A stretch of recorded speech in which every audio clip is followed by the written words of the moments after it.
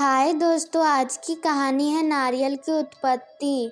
प्राचीन काल में सत्यव्रत नाम के एक राजा राज्य करते थे।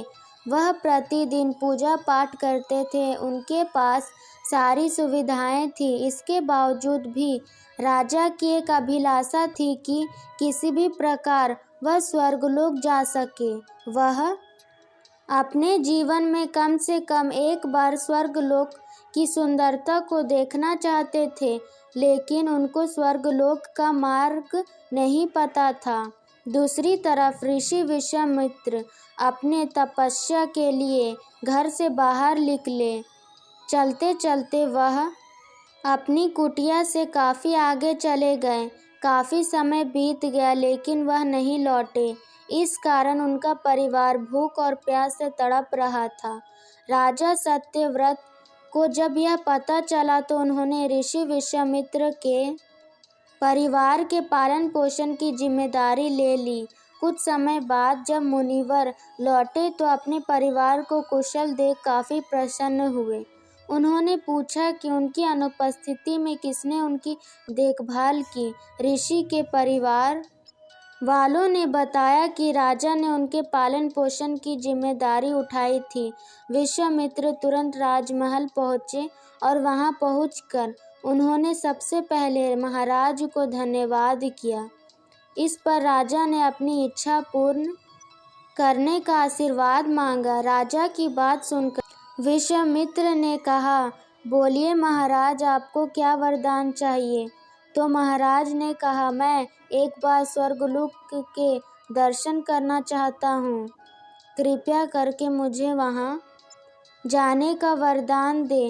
राजा की प्रार्थना सुनकर विश्वामित्र ने एक ऐसा रास्ता बनाया जो स्वर्गलोक जाता है। यह देख राजा सत्यव्रत बहुत खुश हुए। वह तुरंत उस रास्ते पर चल पड़े। वहाँ पहुँचते ही इंद्रदेव ने उन्हें नीचे धक्का दे दिया, जिसके कारण सीधे धरती पर जा गिरे। राजा सत्यव्रत ने तुरंत सारी घटना ऋषि विश्वामित्र को बताई। राजा की बात सुनकर ऋषि विश्वामित्र गुस्सा से आग बबूला हो उठे।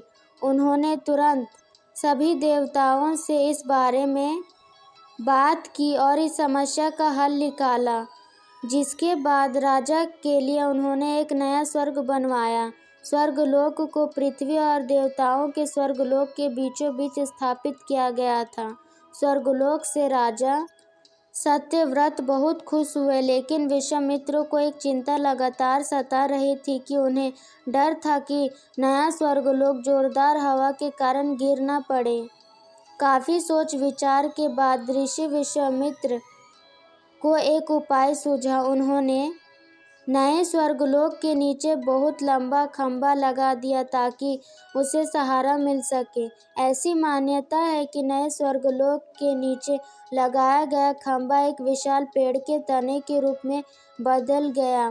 यही नहीं, कुछ समय पश्चात जब सत्यव्रत की मृत्यु हो गई तो उनका सिर एक फल के रूप में तब्दील हो गया।